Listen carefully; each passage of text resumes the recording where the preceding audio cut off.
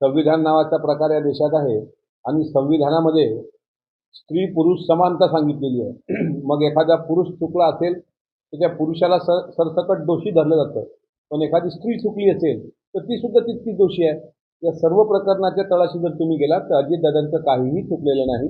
दादांची ती नेहमीची बोलण्याची पद्धत आहे. दादांनी त्याच पद्धतीनं नेहमी अधिकाऱ्यांना जाब विचारत असतात. ह्या मॅडम ज्या पद्धतीनं मी तुम्हाला ओळखत नाही, तुम्हाला नंबर देऊ शकत नाही, असं जे काही बोलत होत्या त्या त्यांच्या पोझिशनची त्यांना आलेली गुर्मी होती आणि त्यांची पाठराखण करणाऱ्या यशोमतीताई ठाकूर त्यांना बोलताना भान राहिलं नाही आणि ते म्हणतात की गुंडांची पाठराखण त्या करतायत, म्हणजे अजितदादा करतायत. तर महाराष्ट्रामध्ये त्या महाराष्ट्राचे मुख्यमंत्री आणि उपमुख्यमंत्री जर तुम्हाला माहीत नसतील तर तुमची निवड प्रक्रिया ही सदोष आहे. त्यामुळे केंद्रीय लोकसेवा आयोगाकडे मी स्वतः पत्राद्वारे अशी विनंती केलेली आहे. पदावर असलेल्या एक जबाबदार व्यक्ती अंजना कृष्णा IPS यांनी ज्या पद्धतीनं राज्याचे उपमुख्यमंत्री अजितदादा यांच्याशी वार्तालाप केला आहे, स्वतः तो व्हिडिओ पण शूट केला आहे, लोकांना त्यांच्या सहकाऱ्यांना तो व्हिडिओ व्हायरल करायला लावला आहे.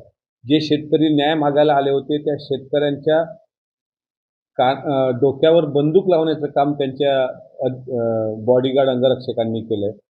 आणि अशा महिला पदाधिकारी ज्यांची पाठराखण आज विरोधी पक्षातल्या काही महिला घेत आहेत, त्यांना आमचं सांगणं आहे की संविधान नावाचा प्रकार या देशात आहे आणि संविधानामध्ये स्त्री पुरुष समानता सांगितलेली आहे. मग एखादा पुरुष चुकला असेल तर त्या पुरुषाला सरसकट दोषी धरलं जातं, पण एखादी स्त्री चुकली असेल तर ती सुद्धा तितकीच दोषी आहे. या सर्व प्रकरणाच्या तळाशी जर तुम्ही गेलात तर अजितदादांचं काहीही चुकलेलं नाही. दादांची ती नेहमीची बोलण्याची पद्धत आहे.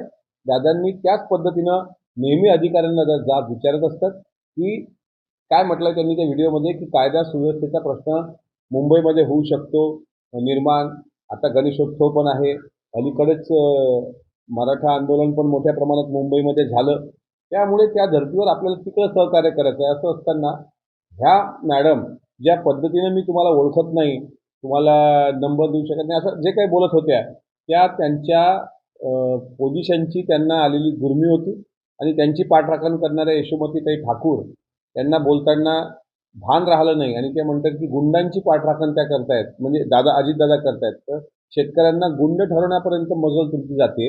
इतकंच काय तर इक्वॅलिटी जर आमच्या कॉन्स्टिट्यूशनला लागू असेल तर महिला पदाधिकाऱ्यांनी पण जबाबदारीनं बोललं पाहिजे. राज्याच्या उपमुख्यमंत्र्यांना मी ओळखतच नाही म्हणजे या मॅडमचं काहीतरी कागदपत्रामध्येच काळबेर आहे का याची मला शंका येते.